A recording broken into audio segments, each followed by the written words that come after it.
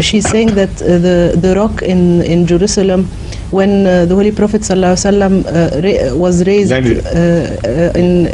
raised from there, yes, sitting on his Burraq, yes, and the rock went after him, and it was worried about him, and it went after him, and then he told her stand there, and so it stood in the air.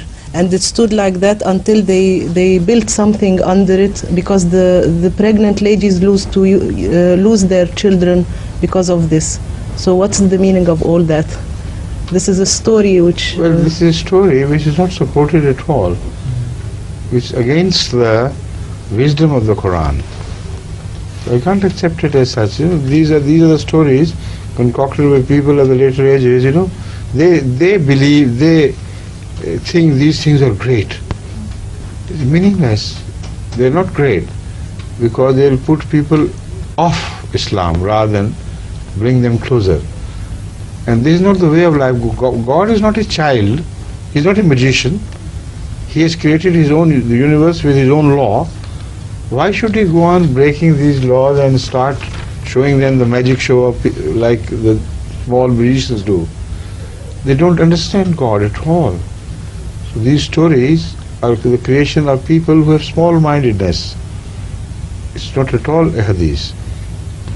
And if whenever a hadith is mentioned, it has its own meaning within it, which has an undercurrent of wonderful, beautiful meaning. You reach that and then you begin to understand. Otherwise you don't. So in this respect, first of all, Burraq. Why was a Burraq needed at all? Was it a horse, real horse, or was it an airy thing?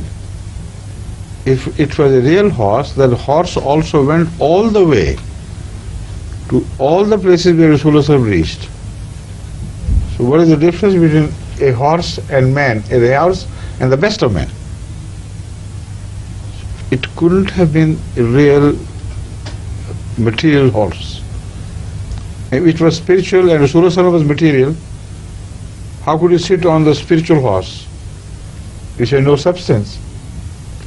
So they don't understand these things. They are just visions, highly wonderful and clear spiritual visions, in which Muhammad Rasulullah is shown to have exceeded everything else in nearness to God, to have reached such heights as even the Jibreel would not dream of.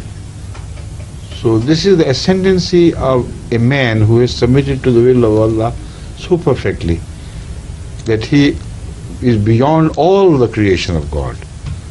This is all the meaning to it. And these are symbols.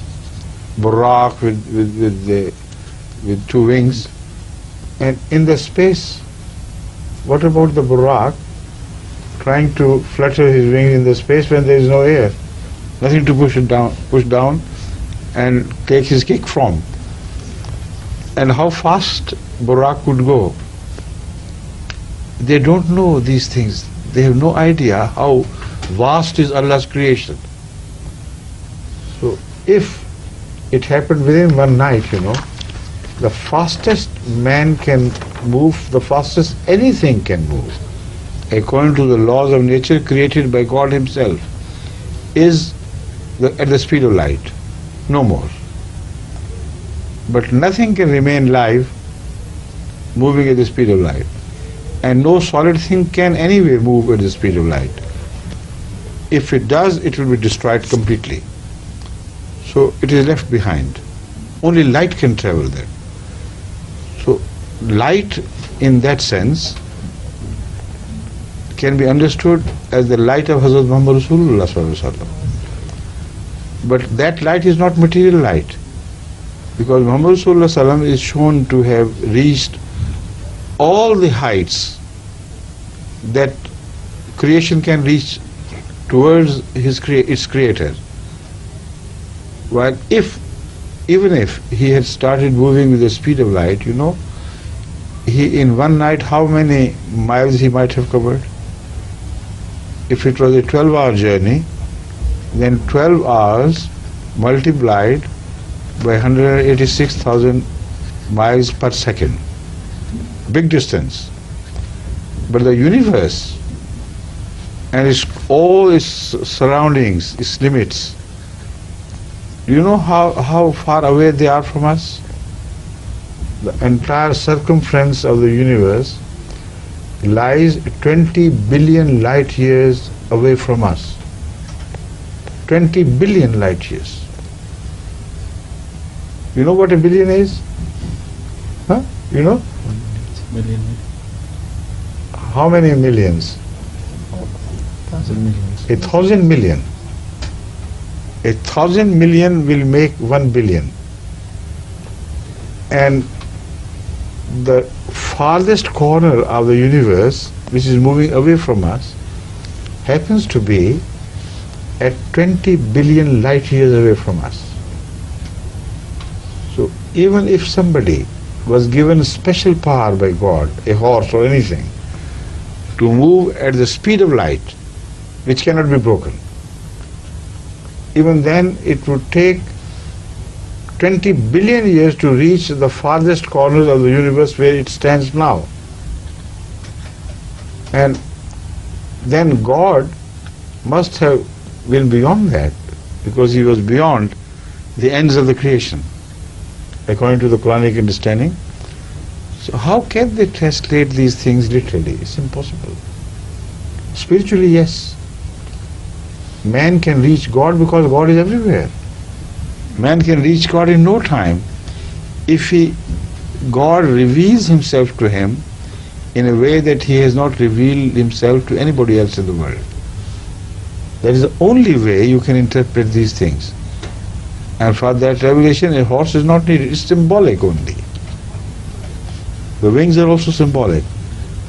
It means that it's a symbol of ride, of travel. So horses generally run. The fastest horse can run. But the mode of travel of Hazrat Muhammad Sallallahu Alaihi Wasallam was spiritual. So he flew towards God. And at a speed that is unimaginable by others. Within his short span of life, he reached Him, or God reached him, in a manner that no man on earth had ever imagined. Such closeness to God. This is the meaning of all that Meraj. Right? So this rock and this only is the imagination of rock-headed people. The minds are stuffed with rocks. We have different version in Palestine. Yeah? Different version? Yes. You first translate, then tell us the difference. I don't remember it exactly, but it's different. Find out and then tell us next time, right? You see, in Bukhari, it is reported from Hani, I think, isn't it? Yes.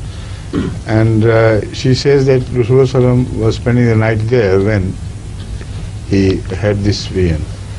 Now, how do we find that this was a vision and not a literal physical ascent? Because at the end of that hadith, it says, فَاسْتَيْقَظَ. Then Rasulullah woke up. It doesn't say then he returned. If he had gone physically somewhere else, the word should have been different than istaqaza. Istaqaza means he woke up. So it must have been a vision from which he woke up and returned to the normal worldly experiences. So because the time is over, inshallah we'll meet again. Next week? Tomorrow. Tomorrow, oh good, excellent. Tomorrow. Assalamu alaikum.